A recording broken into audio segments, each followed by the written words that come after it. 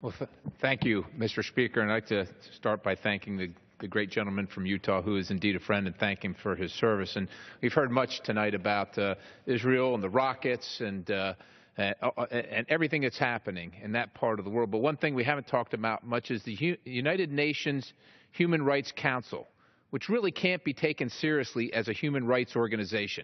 And I'll tell you why. Let's talk about some of the members on that. Cuba, Russia, Congo, Ivory Coast, Venezuela, and China. You know, when you think about Cuba and Venezuela, they outlaw political demonstrations in their country, but yet they're on the Human Rights Council judging Israel.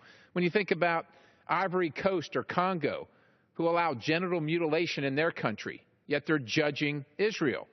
Now, this commission established a to probe alleged war crimes, a commission to probe alleged war crimes in violation of international law by Israel for defending its citizens against rocket attacks and terror tunnels. I mean, really? A commission to probe the war crimes from Israel. Now, what they should be doing instead is focusing on Hamas, which uses its citizens as human shields, while its commanders flee to bunkers. If Hamas uses human shields to protect its rockets, I mean, is that Israel's fault for defending itself? But somehow, as Americans, we're told that that's what we should believe. Everybody in this chamber, every American is saddened by the tragic loss of innocent life on both sides of the conflict.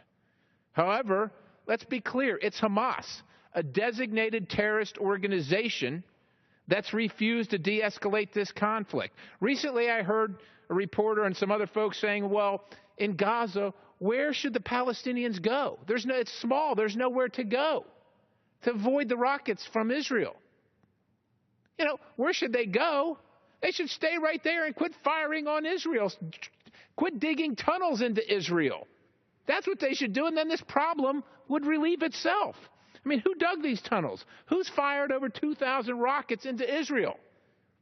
They don't have to go anywhere. They just need to quit attacking Israel. No U.S. funds should go towards the Palestinian Authority or its institutions, so long as Hamas is part of a unity Palestinian government. Secretary Kerry's recent actions have actually hampered a ceasefire. This administration continues to befriend our enemies and make enemies of our friends, and it must stop, Mr. Speaker. It's critical for the U.S. to reiterate our support for our ally, our only ally there, which is Israel, including its right of its people to live in peace and to defend itself. And with that, Mr. Speaker, I yield back.